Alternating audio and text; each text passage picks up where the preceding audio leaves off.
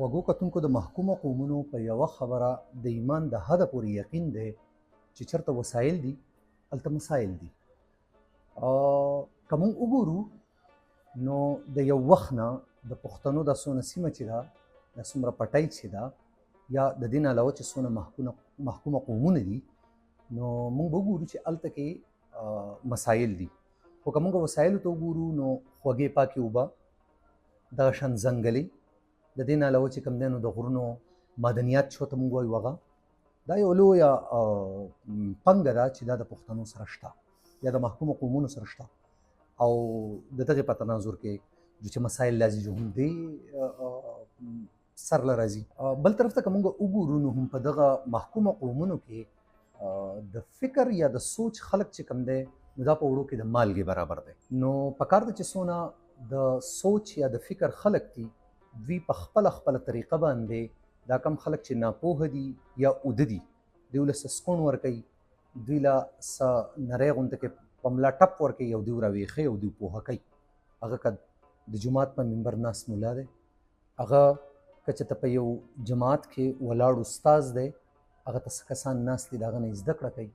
دغه شان که په یو ټولګي کې سړی کیني څه ملګري ګپ شپي نو پکار ده چې دا هر ځای کې د اردو هغه یو مصره د ډېره ښایسته چې دیے سے یوں دیا جلتا رہے گا نو پکار ده چې د یوې باتۍ نه دی بله باتي هم دغه شانتې بلیږي.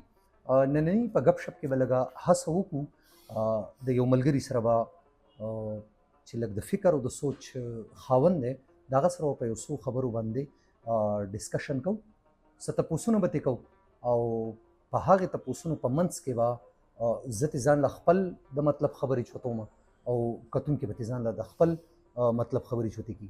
نو راځئ چې د خپل میلمه سره خبرې اترې وکړو. تاسو ته په خپل پروګرام کې هرکلی وایم ساجد امان صاحب لږ خپل معمولي غونته کې وړوکی شان تعارف به وکئ چې دا کتونکي تاسو وپېژني. امجد صاحب ستاسو ډېره زیاته مهرباني. زما نوم ساجد امان دی، زه د دې منګورې ښار اوسېدونکی یم. زه یو طریقې پسند سوچ لرونکی یم، یو محنتکش یم او د هغې سره یو وړوکی غونته کاروبار کوم د دې منګورې یم.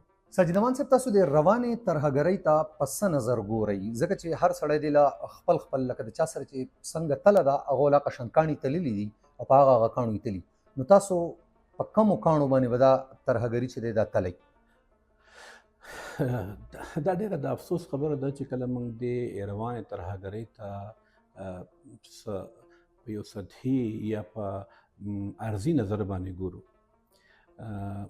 دلته چې که فرض کا د دې ویښته موږ ځو نو موږ له به د هندوستان نه بلکې د بر صغیر هغه تاریخ کتل غواړي چې کله استعماریت په سرمایه‌داران نظام کې چینج کېدو او د بر صغیر په ګاونډ کې سوویت یونین یو مزدور انقلاب راوستی. په هغه ورځ کې هغه وخت کې د امریکې چې کوم دا نوی قوت جوړ شوی دی برطانیې ته وویل چې ستاسو دور لاړ، اوس به دې سوویت یونین ته بند تړل غواړي او د داسې بند به تړل غواړي چې د همیشه دپاره او تاسو چې کوم دا وایئ چې زموږ په دې خطه کې چې دی نور نه پرېوځي، دا خبره به یو وخت داسې راشي چې په برطانیې کې به هم ستاسو نور راونه خیږي. نو هغې په دغه خبره باندې پوه شو او د هغې پروګرام به شاید نه و، څه ډېر کاله پس به و، ډېرې دهایانې پس به و، خو هغوی خپل شی راغونډ کړو. سرمایه‌داران نظام یعنې ډایرکټ ګورنمنټ نه انډایرکټ ګورنمنټ ته رالو. دلته چې موږ څنګه وایو چې د هغوی حکومت دی، د هغوی کنټرول دی. په هغه زمانه کې هغوی شروع وکړه د په ټوله دنیا کې او په بر صغیر کې ټوټې ټوټې کړو د بر صغیر. نو دا یو بند دی وتړو چې دا سوویت یونین چې دی خور نشي. ځکه چې په هغه وخت کې بګت سینګ پیدا کېدل شروع شو. یو سړي دا سوچ کوو چې ولې د وسایل چې دي نو دا په دې باندې د یو څو کسانو حق دی او دوی له دا لاره ورکړه چې خلک د انګریزانو په خلاف یو ځای کېږي. نو چې د انګریزانو ترمنځ وځي تور انګریزان به مشران شي او د تور انګریزان به زموږ دپاره کار کوي. نو دا ترهګري په مختلفو صورتونو کې په مختلفو قسمونو کې همیشه نه جاري ده. حتی په دې کې نوي اپیسوډس راځي، خو دا هم هغه ده چې دا کرلی شوې ده، باقاعده پلان ده او دا به همیشه وي تر څو چې شعور نه وي راغلی په دې خلکو کې، تر څو چې ځان نه یې پېژندلی نو زما په خیال دا څه سطحي شی نه دی. ساجد امان صاحب څنګه چې ما د غپ شپ په دې شروع کېدو کې یو خبره وکړه چې چرته وسایل دي هلته مسایل دي، تاسو د دې خبرې سره څونه ملګرتیا کوئ؟ زه خو دې ته د حجاج بن یوسف څه زمانې نه همدغسې ګورم چې بر صغیر او دا ټوله خطه چې دي د بر صغیر وایي په دې کې وسایل دي او همیشه نه په زرګونو کالو نه دلته خلک راغلی دي او دې وسایل پسې راغلی دي. په دې کې خو څه پټ پناه خبره نشته. وسایل په افریقا کې د ټولو نه زیات وسایل په افریقا کې د ټولو نه زیات اولاد هلته ده، د ټولو نه زیات جنګ هلته دی. وسایل په لاتیني امریکا کې دي، د ټولو نه زیات مسلې هلته دي. بدقسمتۍ نه زموږ په کوم خاوره چې موږ اوسېږو وسایل دلته ډېر زیات دي، هماغه وسایلو د دې خاورې د خاوندانو لپاره ډېر مسایل راوړي. وسایل او مسایل د یو بل سره ډېر زیات تړلي خبرې دي. ساجد امان صاحب څنګه چې مخکې دنیا چې کوم دی دا په دوو طاقتونو کې تقسیم وه، چې یو ته سویت یونین وي او بله چې کوم دی نو امریکا وه. هغه وخت کې د ترهګرۍ یو شکل و. نو تاسو اوس د سویت یونین نه بعد د ترهګرۍ چې کوم شکل اغستی دی دې ته په څه نظر ګورئ؟ سوویت یونین چې دی نو د هغې خاتمه یا د سوویت یونین په سوشلیزم جاري ساتلو کې ناکامي ځان له یو سبجیکټ دی. خو دا ادعا چې هلته چې کوم باشعوره خلکو هغه سوشلیزم خلکو له هغه شعور ورکړی و چې هغه استحصال نه کوي. او دا کوم چې سرمایه‌دارانه نظام دی، دا سرمایه‌دارانه نظام په عالمي اسټابلیشمنټ کې بدل شو. یو انټرنیشنل اسټابلیشمنټ جوړ شو او هغوی یو نوی نظام جوړ کړو چې لوکل اسټابلیشمنټ سره ملګري شو او دیو د وسایلو لوټ مار شروع کړو. ځکه چې نه د پیسې څه مذهبي، نه د پیسې څه جذباتي، نه د پیسې څه جنډۍ، نه څه سرحدي. نو انټرنیشنل اسټابلیشمنټ نن جنګ چې دی نو هغه د ټولو نه غټ فایدهمند کاروبار دی. نو چې په یو دنیا کې جنګ چې دی هغه کاروباري او اسلحه ټول نه ښه پروډکشن وي، نو ته به جنګ څنګه ختمه کوې چې دنیا کې ستا سره اختیاري جنګ به خامخا وي، نو وسله به خرڅېږي. دنیا کې به په مختلفو ځایونو کې کوم ځایونه چې فالټ زونز دي په هغې کې به دا جنګ همیشه وي، تر څو پورې دغه خلک به تاریخي جبر شکار وي، تر څو پورې چې دوی سره پوهه نه راغلي، علم نه راغلی او دوی ځان د دې دغه نه خلاص کړی نه وي. او په دې باندې ځان پوه کړی نه وي چې دا اسټابلیشمنټ وایي څه ته. موږ خلک خو فوج ته اسټابلیشمنټ وایو.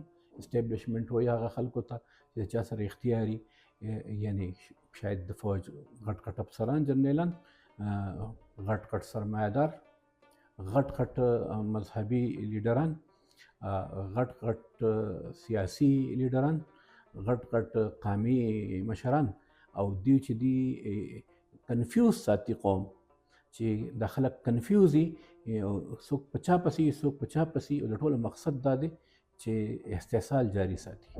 نو سوویت یونین د استحصال خلاف و، هغه ختم شو. استحصال خو شته او استحصال به جاري تر څو پورې چې پوهه نه راغلی. ساجد امان صاحب زما به یو تپوس تاسو نه دی چې مخکې یو دوه طاقتونه چې کوم دی دنیا په دوو طاقتونو تقسیم وه او د هغې هغه پیمانه د طاقت چې وه نو هغه جو ویلی شو چې بیلنس هم وه. یو سوویت یونین و، یو امریکا وه.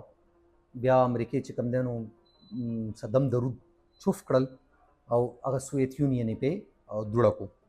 نو تاسو څه ګڼئ چې د سوویت یونین نه بعد چې اوس کوم بل طاقت راچوت شوی دی هغه زوړ طاقت ته چې چاینا په نوم باندې دی، نو د دغه چاینا او د امریکې په منځ کې چې اوس تا کومه ډغره ده په دې کې به زموږ د کمزورو پښتنو څه حل جوړېږي ستاسو په خیال؟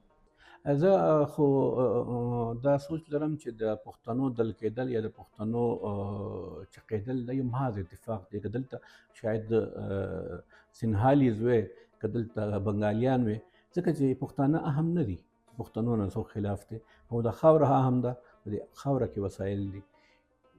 چاینا یو نوې مقابله ده چې هغې امریکا چیلنج کو. مخکې سوویت یونین چیلنج کړی په بله طریقه، نن استعمار ته ولاړ دی. یا خو به دوی روغه کوي او روغه به زما په سر کوي چې ما په کومه طریقه حلال کړي، او یا به ورانه کوي چې زه به یې څنګه حلالوم او بل به و چې زه به یې څنګه حلالوم. زما خیال دی چې دا یو اوږد جنګ دی او دا د وسایلو باندې د قبضې جنګ دی. او دې له بیخي صرف همدغه یو رنګ ورکول پکار دي چې دا ټول خلک دا صرف وسایلو ته غله دي، که هغه چاینیز دي یا که هغه رشنز دي یا که هغه امریکنز دي یا که یورپین طاقتونه دي یا زمونږ د خپل ملک چې کوم زورور خلک دی د دې اسټیبلیشمنټ ایسي دي. سید زمان صاحب اخره کې خپل یو پیغام که تصور کې نو ممنون به یم. زما هر یو پښتون ته دا یو پیغام دی چې موږ د خپل سر خلاص کو په خپلو مسلو. زموږ د ټولو نه غټه مسله دا ده چې موږ ته پته نشته چې زموږ مسله څه ده. کله خو موږ دا وایو چې زموږ مسله شاید مذهب ده، بیخي زموږ مذهب مسله نه ده، ځکه چې امریکې ته بالکل څه اعتراض نشته، هلته تبلیغ له دا هغه څه نه وایي. موږ لمونځ کوو. زموږ مسله چې ده نو هغه دا ده چې موږ سره شعور نشته، زموږ د کتاب نه لري او موږ د پوهې نه لري. زما ټولو خلکو ته دا یو سوال دی چې تاسو د کتاب سره د علم سره خپله رشته ډېره کلکه کوئ، پوهې ته بالکل کار ووایئ، ټول کارونه پرېږدئ، وږي شئ تږي شئ ځان خرڅ کړئ، خو پوهه علم کتاب حاصل کړئ. دا هغه ایټم بم دی چې په دې به تاسو د ټوله دنیا سره مقابله وکړئ. د دې نه علاوه بله یوه قسمت یو شی هم ستاسو په کار نه راځي. خوږو کتونکو نننی ګپ شپ خو پای ته رسي، خو زه به یو خبره وکړم چې خوراک، څښاک، اوده کېدل او بچوړې راوړل دا یو څلور کارو شو. خوراک، څښاک، اوده کېدل، بچوړې راوړل. دا څلور کاره ځناور هم کوي. نو که موږ غواړو چې موږ د دغې ځناورو نه منفرد شو، که موږ غواړو چې موږ د دغې ځناورو نه بدل شو، نو موږ له پکار ده چې د یو بل دړ محسوس کړو. موږ له پکار ده چې کومه خبره ټیک ته هغې ته ټیک ووایو او کومه غلطه ده هغې ته غلطه ووایو. موږ له پکار ده چې د یو بل وجودونه برداشت کړو. موږ له پکار ده چې د یو بل سره مرسته وکړو، د یو بل دړ محسوس کړو. د ګپ شپ ته بل پروګرامه پورې به زه اجازت غواړم. د لوی الله په امان.